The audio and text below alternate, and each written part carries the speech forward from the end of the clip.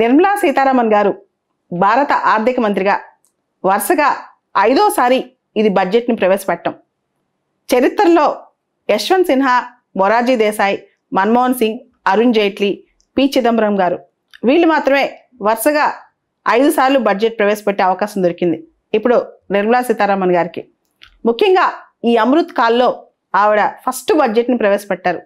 మనకు తెలుసు, మనం ఆజాదీ కా అమృత్ మహోత్సవ్ జరుపుకుని అమృత్ కాల్ అనే విజన్ పెట్టుకున్నాం. అంటే 75 వసంతాల నుంచి 100 వసంతాల భారతీయం వరకు. దీనిలో ఫస్ట్ బడ్జెట్ అనమాట ఇది. అంటే ఇది 76th ఇయర్ స్టార్ట్ అయింది కాబట్టి ఇప్పటి నుంచి ఇది ఫస్ట్ బడ్జెట్ అని చెప్పుకోవచ్చు.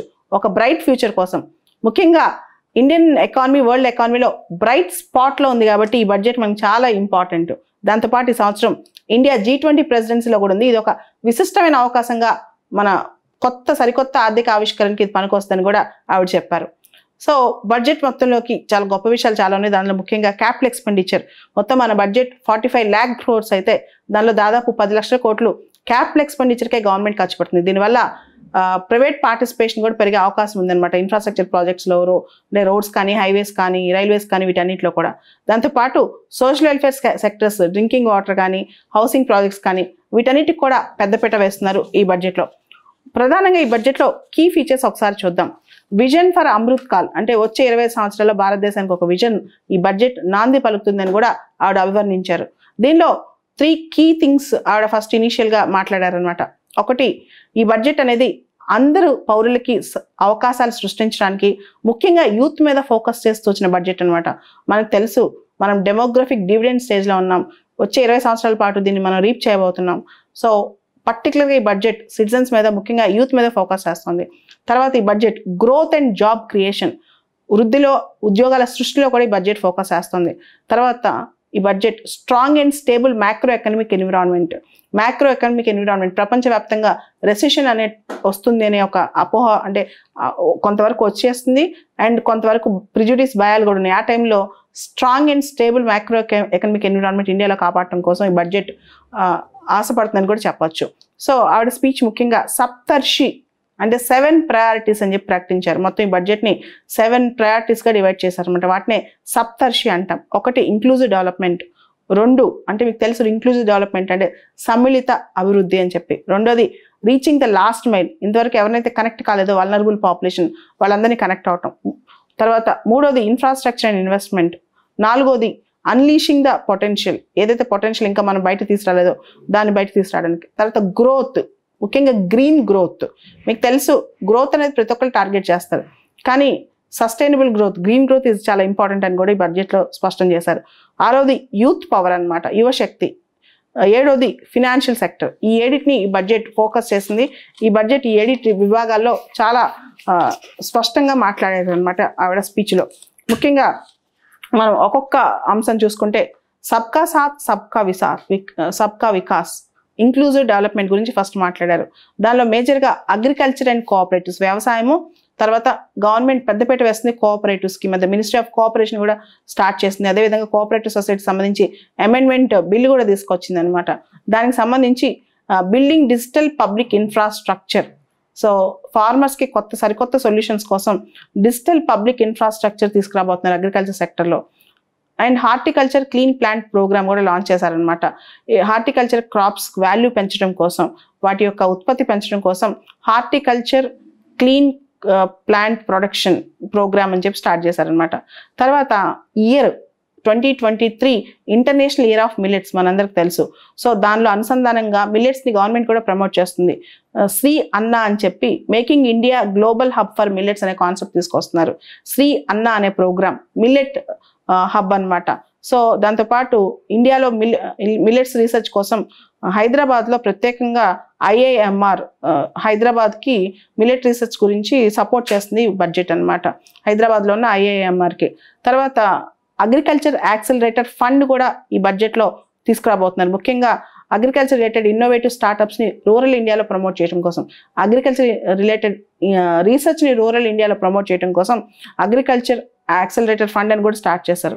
తర్వాత 20 లక్షల కోట్లు ఈ బడ్జెట్లో అగ్రికల్చర్ క్రెడిట్, ముఖ్యంగా ఎనిమల్ హస్బెండరీ మీద, డైరీ ఫిషరీ సెక్టర్లో క్రెడిట్ పెంచడానికి ఎక్కువ ఫోకస్ చేస్తున్నారు అనమాట. టార్గెటెడ్ ఫండింగ్ 20 lakh crores జనరల్గా అగ్రికల్చర్ అందరూ వ్యవసాయానికి చిన్నపేట వేస్తారు, ముఖ్యంగా వ్యవసాయ అనుబంధ అంశాలకు చిన్నపేట వేస్తారు.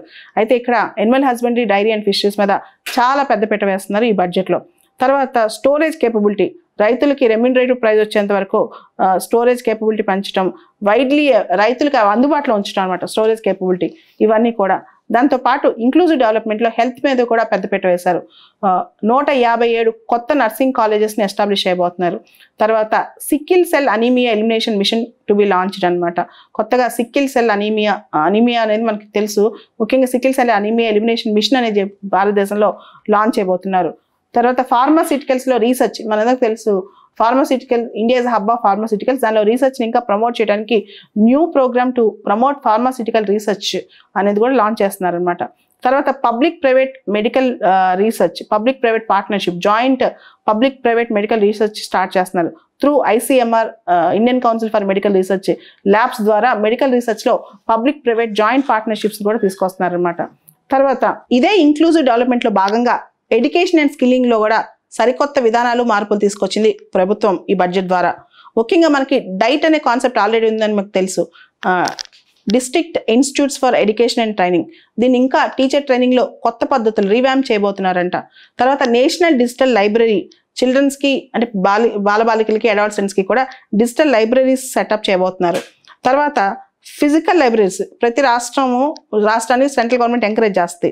పంచాయతీ లెవెల్లో, వార్డ్ లెవెల్లో ఫిజికల్గా లైబ్రరీస్, చదువు అనే హ్యాబిట్ తగ్గిపోతున్న కాలంలో లైబ్రరీస్ ఎస్టాబ్లిష్మెంట్ మీద మళ్ళీ మనం ఫోకస్ చేస్తున్నాం. ఈ మధ్య లైబ్రరీసే కనుమరుగైపోతున్నాయి కదా. దాంతోపాటు ఆల్రెడీ మనకున్న స్కీమ్స్, అంటే ఇంక్లూజివ్ డెవలప్మెంట్ కోసం మనకున్న పథకాలు ఏంటో ఒకసారి చూద్దాం. 9 కోట్ల డ్రింకింగ్ వాటర్ కనెక్షన్స్ రూరల్ ఏరియాలో మనం ఇస్తున్నాం. అదేవిధంగా PM కిసాన్కి దాదాపు 2.2 lakh crore ట్రాన్స్ఫర్స్ చేసాం. 2.2 లక్షల కోట్ల ట్రాన్స్ఫర్స్ దాదాపు 11 కోట్ల రైతులకు చేసాం అనమాట. తర్వాత 11.7 crore హౌస్ హోల్డ్స్కి టాయిలెట్స్ కన్స్ట్రక్ట్ చేసాం స్వచ్ఛ భారత్ మిషన్ ద్వారా. తర్వాత 9.6 crore LPG కనెక్షన్స్ ఇచ్చాం, LPG గ్యాస్ కనెక్షన్స్ ఉజ్వల స్కీమ్ ద్వారా. తర్వాత 220 crores కోవిడ్ వ్యాక్సినేషన్స్, భారతదేశంలో ఉన్న జనాభాలో 102 కోట్లకి 220 కోట్ల కోవిడ్ వ్యాక్సినేషన్స్ చేసాం. తర్వాత PM జన్ధన్ బ్యాంక్ అకౌంట్స్ దాదాపు భారతదేశంలో ఎంత ఉన్నాయో తెలుసా, 47.8 crores, 47.8 కోట్లు. తర్వాత ఇన్సూరెన్స్ కవర్ కూడా ఇప్పటి వరకు 44.6 crore పీపుల్కి ఇచ్చామన్నమాట, ప్రధానమంత్రి సురక్ష బీమా యోజన, ప్రధానమంత్రి జీవన్ జ్యోతి బీమా యోజన కింద. ఇప్పటి వరకు మనం చూసింది పిల్లర్ నెంబర్ 1, సప్తర్షిలో ప్రయారిటీ నెంబర్ 1. ఇప్పుడు second, reaching the last mile, ఎవరైతే కనెక్షన్ ఇంతవరకు మనం తక్కువగా కనెక్ట్ అయినామో వాళ్ళని కనెక్ట్ చేయటం. సో దానిలో ప్రధానమంత్రి PBTG development mission to be launched, particularly vulnerable tribal గ్రూప్స్లో కూడా వీళ్ళు చాలా వల్నరబుల్గా ఉంటారనమాట. సో వీళ్ళ కోసం డెవలప్మెంట్ మిషన్ ఒకటి లాంచ్ చేస్తుంది ప్రభుత్వం. తర్వాత ఫినాన్షియల్ అసిస్టెన్స్ ఫర్ కర్ణాటకకు సంబంధించి sustainable micro irrigation in drought prone reasons. మీకు తెలుసు కర్ణాటకలో ఎన్నికలు రాబోతున్నాయి, అండ్ మైక్రో ఇరిగేషన్కి కర్ణాటకలో ఉన్న డ్రాట్ ప్రోన్ రీజన్స్కి మైక్రో ఇరిగేషన్కి డబ్బులు ఇవ్వబోతుంది ప్రభుత్వం, ఫినాన్షియల్ అసిస్టెన్స్ ఇవ్వబోతుంది కేంద్ర ప్రభుత్వం. తర్వాత ఏకలవ్య స్కూల్స్లో more teachers to be recruited for 740 Eklavya residential schools. మీకు తెలుసు ట్రైబల్ పిల్లల కోసం ఏకలవ్య రెసిడెన్షియల్ స్కూల్స్ ఉన్నాయని, దానికి ఎక్కువ మంది టీచర్స్ని రిక్రూట్ చేసుకోబోతున్నాం. దాంతోపాటు భారత్ శ్రీ అనే ఒక ప్రోగ్రామ్ ఏన్షియంట్ ఇన్స్క్రిప్షన్స్ని డిజిటైజ్ చేయడం కోసం, మీకు తెలుసు ఏన్షియంట్ ఇన్స్క్రిప్షన్స్ కనుమరుగైపోతున్నాయి, వాటిని కాపాడుకోవడం కోసం భారత్ శ్రీ SHRI అనే ప్రోగ్రామ్ కూడా గవర్నమెంట్ స్టార్ట్ చేయబోతోంది. And next infrastructure and investment. Infrastructure అంటే తెలుసు మౌలిక వసతులు అండ్ పెట్టుబడులు, ఇన్ఫ్రాస్ట్రక్చర్ ఇన్వెస్ట్మెంట్. దీనికి సంబంధించి మీకు తెలుసు ఇన్ఫ్రాస్ట్రక్చర్లో ఎప్పుడైతే పెట్టుబడులు పెట్టామో it will have a multiplier impact అంటే ఏంటి, మనం రోడ్ల మీద, రైల్వేస్ మీద, సోషల్ ఇన్ఫ్రాస్ట్రక్చర్ మీద, వీటి మీద దేని మీద అయితే పెట్టామో దానివల్ల మనకి ఏం వస్తుంది, గ్రోత్ పెరుగుద్ది, ఎంప్లాయ్మెంట్ జనరేషన్ పెరుగుద్ది, ఓవరాల్గా it will have a cascading effect అనమాట, దాన్ని మల్టిప్లయర్ ఎఫెక్ట్ అంటాం. సో క్యాపిటల్ ఇన్వెస్ట్మెంట్ మన మొత్తం బడ్జెట్ 44 లక్షల కోట్లు అయితే ఇందాక చెప్పినట్టు 33.4% అంటే 10 lakh crores క్యాపిటల్ ఇన్వెస్ట్మెంట్కే మనం ఖర్చు పెడుతున్నాం. తర్వాత 50 years interest free loan to the state governments which incentivise infrastructure investment. ఏ రాష్ట్ర ప్రభుత్వాలు అయితే ఇన్ఫ్రాస్ట్రక్చర్ ఇన్వెస్ట్మెంట్స్ పెట్టుబడులు పెట్టడానికి ప్రోత్సాహకాలు ఇన్వాల్వ్ అయి చేస్తుంటాయో, ఆల్రెడీ మనకి రాష్ట్ర ప్రభుత్వాలకు ప్రోత్సాహకాలు ఇస్తున్నాం, ఆ స్కీమ్ ఇంకా కంటిన్యూ చేస్తాం అనమాట మనం. అంటే కేంద్ర ప్రభుత్వం ఏ రాష్ట్ర ప్రభుత్వాలు అయితే ఇన్ఫ్రాస్ట్రక్చర్ ఇన్వెస్ట్మెంట్స్ మీద ప్రమోషన్ చేస్తో వాటికి కేంద్ర ప్రభుత్వం ఇంకా సపోర్ట్ చేస్తూ ఉంటుంది అనమాట. తర్వాత రైల్వేస్ కోసం 2.4 lakh crore క్యాపిటల్ అవుట్లే, ఇది ఎక్కువ, చాలా ఎక్కువ ఇస్తున్నట్టు చెప్తున్నారు అనమాట. Highest ever capital outlay for railways 2.4 lakh crores. దాంతోపాటు 100 transport infrastructure projects, end to end connectivity, కొత్తగా 100 ట్రాన్స్పోర్ట్ ఇన్ఫ్రాస్ట్రక్చర్ ప్రాజెక్ట్స్ ఐడెంటిఫై చేశారు. ఎండ్ టు ఎండ్ కనెక్టివిటీ అంటే పోర్ట్స్ కానీ, కోల్, స్టీల్, ఫర్టిలైజర్ సెక్టర్స్లో కనెక్టివిటీ పెంచడానికి ఇన్ఫ్రాస్ట్రక్చర్ ప్రాజెక్ట్స్ని ఐడెంటిఫై చేసి వాటిని ఇంకా బాగా వృద్ధి చేస్తున్నారు. తర్వాత urban infrastructure Tier 2 cities, Tier 3 cities urban infrastructure పెంచుతారంటే ఇంకా అర్బన్ ఇన్ఫ్రాస్ట్రక్చర్ మీద ఎక్కువ చేస్తారు. నెక్స్ట్ పిల్లర్ సప్తర్షిలో next pillar unleashing the potential, trust based governance. Unleashing the potential అంటే ఇప్పటివరకు మనకున్న శక్తిని, మనకున్న సామర్థ్యాన్ని ఇంకా పెంపొందించుకోవటం. గవర్నెన్స్ మరింత అభివృద్ధి చేయడానికి ఈ అన్లీషింగ్ ద పొటెన్షియల్ అనే దానిలో చాలా ఇనిషియేటివ్స్ తీసుకొచ్చింది గవర్నమెంట్. ఒకటి ఆర్టిఫిషియల్ ఇంటెలిజెన్స్, తర్వాత national data governance policy introduce చేశారు. వివాద్ సే విశ్వాస్ అనేది ఎంఎస్ఎంఈకి సంబంధించి కొంచెం స్ట్రింజెంట్ కాంట్రాక్ట్ యాక్షన్ని తగ్గించడం, అంటే ఎంఎస్ఎంఈకి సంబంధించి వాళ్ళు డెవలప్ అవడానికి వాళ్ళపైన ఎక్కువ ఒత్తిడి లేకుండా, ప్రెషర్ లేకుండా చేయటం. తర్వాత వివాద్ సే విశ్వాస్ అంటే ఈజియర్ సెటిల్మెంట్. మనకు తెలుసు వివాద విశ్వాసం అంటే ట్యాక్స్ సెటిల్మెంట్స్ కానీ, లీగల్ సెటిల్మెంట్స్ కానీ ఇవన్నీ ఫాస్ట్గా అవటం. E courts, already e court అనే కాన్సెప్ట్ ఉంది, దానిలో phase 3ని లాంచ్ చేయటం. డిజిటల్ లాకర్స్ అనే కాన్సెప్ట్ ఆల్రెడీ మనకు ఉంది. ఎంటిటీ డిజిటల్ లాకర్, ఇది బిజినెస్ ఎంటర్ప్రైజెస్కి, చారిటబుల్ ట్రస్ట్కి ఎంటిటీ డిజిటల్ లాకర్ అనే కాన్సెప్ట్ తీసుకురావటం. సో 5G సర్వీసెస్ కోసం 100 కొత్త ల్యాబ్స్ ఇంట్రడ్యూస్ చేయటం. తర్వాత ల్యాబ్ గ్రోన్ డైమండ్ సెక్టర్, ఇది చైనాలో ఆల్రెడీ స్టార్ట్ అయిపోయింది. R&D lab grown diamond sector, దీని మీద ప్రమోట్ చేయడం. ఇవన్నీ కూడా అన్లీషింగ్ ద పొటెన్షియల్. దీనిలో చాలా అంటే జస్టిస్కి సంబంధించి, ఎంఎస్ఎంఈకి సంబంధించి, తర్వాత ఆన్లైన్ స్టోరింగ్కి సంబంధించి, ఎంప్లాయ్మెంట్ జనరేషన్ సంబంధించి, డైమండ్స్ ఇంపోర్ట్కి సంబంధించి వీటన్నిటి సొల్యూషన్స్ మనం ఎక్స్పెక్ట్ చేస్తున్నాం అనమాట. సో అన్లీషింగ్ ద పొటెన్షియల్ అనే దానిలో. తర్వాత గ్రీన్ గ్రోత్ అనే concept, next pillar green growth. మనకు తెలుసు ఆల్రెడీ మోడీ గారు లైఫ్ అనే కాన్సెప్ట్ చెప్పారు. లైఫ్ అంటే లైఫ్ స్టైల్ ఫర్ ఎన్విరాన్మెంట్. దానికి సంబంధించి green credit programme, green credit programme అని చెప్పి కొత్త ప్రోగ్రామ్ అనమాట. సో ఎన్విరాన్మెంటల్ ప్రొటెక్షన్ యాక్ట్ కింద ఇన్సెంటివైజ్ సస్టైనబుల్ యాక్షన్స్, ఎవరైతే సస్టైనబుల్ యాక్షన్స్ తీసుకుంటారో, ఎన్విరాన్మెంట్ ప్రొటెక్ట్ చేస్తూ యాక్షన్స్ తీసుకుంటారో వాళ్ళని కొంత ఇన్సెంటివైజ్ చేయడం, ఇండస్ట్రీస్ని కానీ వాళ్ళందరినీ ఇన్సెంటివైజ్ చేయడం అనమాట. గ్రీన్ క్రెడిట్ ప్రోగ్రామ్ అనే కొత్త ప్రోగ్రామ్ తీసుకొచ్చారు. PM ప్రణామ్ అనే ఒక ప్రోగ్రామ్ కూడా తీసుకొచ్చారనమాట. This is very important.